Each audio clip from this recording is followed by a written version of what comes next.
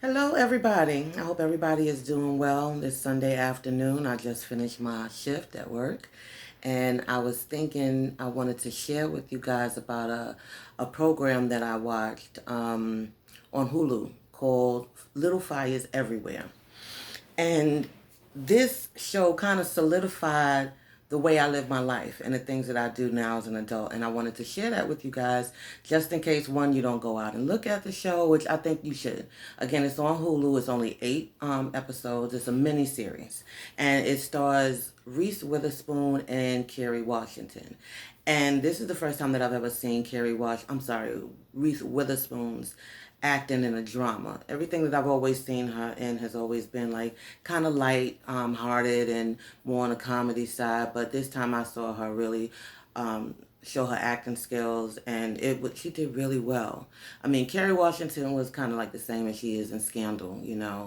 It wasn't elevated. It's just whatever you saw in Scandal is what you're going to get in this series, which is fine because she's doing her thing, and Scandal was very popular. I was a fan. But Reese Witherspoon really did her thing. And it shows how resentment and regrets can overflow into other areas of your life. And again, I thought it was great. I hope people go out and watch it, since I mentioned it, and maybe it's something that you have been past. And if anybody has already seen it, I would love for you to leave a comment at the bottom and just let me know what you thought about the series. If anybody goes to watch it, and afterwards, if you can let me know how you viewed the series, and if you thought it was good, if you thought it was okay, and if you got anything from it.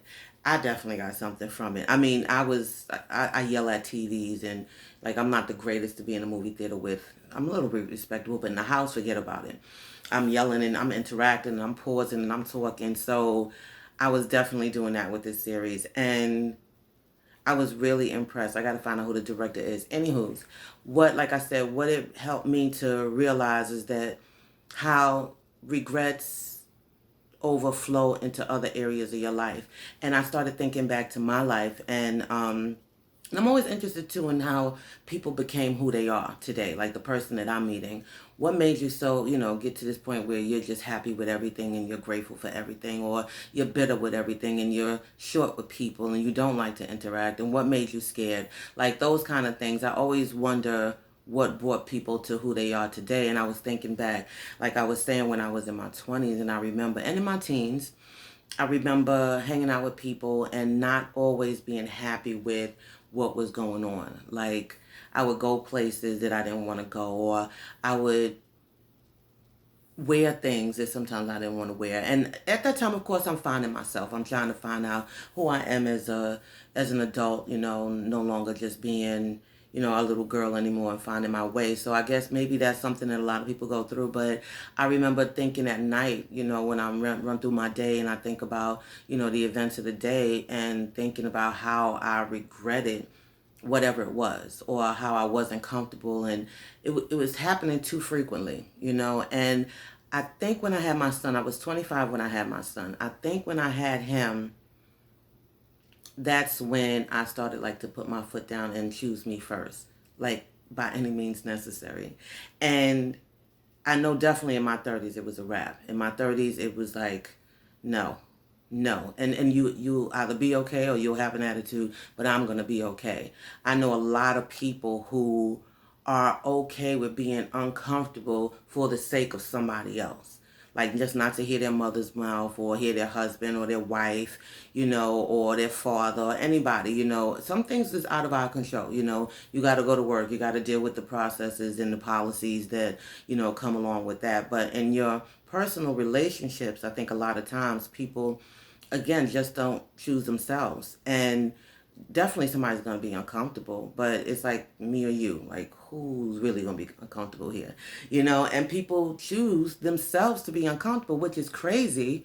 Why would you choose to hurt yourself and be uncomfortable inside for the sake of somebody else? Why they happy-go-lucky with the decision that you made for you to sacrifice and you to get the shorter end of the stick? And it happens so much, in grown people, and it's sad to see. And I made a video about me first a little while ago, and I was talking about, with my son and choosing me and people for them to choose themselves. It's, to me, it's so imperative, because when you don't, and you choose other people over yourself, or like with big ticket items, like big things in your life, like you wanted to go to school and you didn't, or you wanted to go for a particular job and you didn't, because somebody else told you no, or somebody else, you thought you would be hurting their feelings by doing it, so you decided not to do it. Don't do that. I want y'all to go look at the show. Little fires everywhere. But if you don't, choose you, choose you, even over your kids. Like, they'll be okay. They'll be okay with whatever you give them. Like, you don't have to cave for them.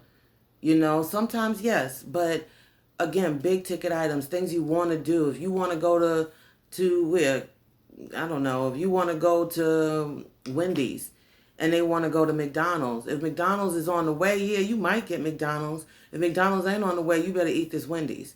But a lot of people go through these changes for their kids, their husbands, their mothers, their fathers, and they don't want to. I know that the restaurant, that scenario there is very minor, but people do really big things, and they don't choose themselves. And I just want to say, choose you. Don't go down a certain path because somebody else wants you to go down that path. If you go down that path, do it for you. Because if you go down the path that somebody else told you to go down and it's miserable, the only person that you could blame is yourself. Like, real talk, that's the only person you can blame. Because at the end of the day, unless you're a minor or you're a child, then you make your choices. You got to pay your own bills. Nobody pays them for you.